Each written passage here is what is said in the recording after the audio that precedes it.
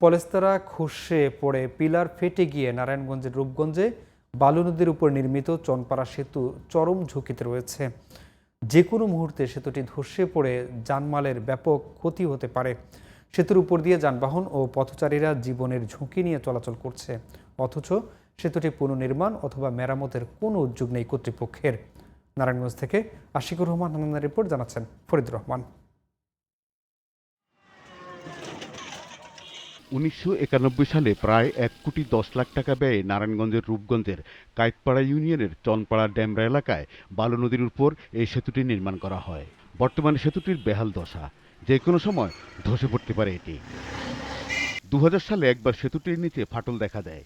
সে সময় আতঙ্ক ছড়িয়ে পড়লে স্থানীয় সরকার প্রকৌশল অধিদপ্তরের উদ্যোগে যথাযথ ব্যবস্থা গ্রহণ করার ফলে বড় ধরনের দুর্ঘটনা থেকে রক্ষা পায় যানবাহন ও মানুষ।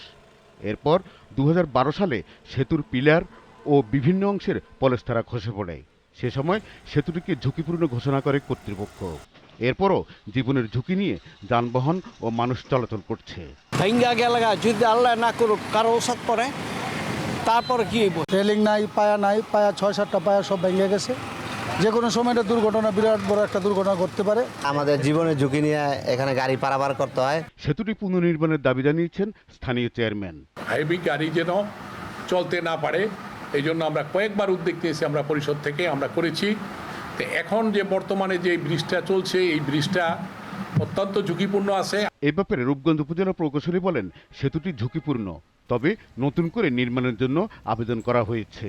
কায়েতপাড়া সেতুটা আমরা জরুরি মনে করি, এই সেতুটা আমাদের দরকার। তো এটা নিয়ে আমরা নেক্সটে চিন্তা করতেছি যে কিভাবে এটা আমরা বাস্তবায়ন করতে পারি বা ডিপিপির আওতাভুক্ত করতে পারি। এটা আমরা বরাদ্দ সাপেক্ষে নেক্সটে দেখব। সেতুটি ভেঙে পড়ার আগেই দ্রুত সময়ের মধ্যে এটি সংস্কার অথবা বিকল্প সেতু নির্মাণের দাবি স্থানীয়দের। Faridur Rahman, GTV news.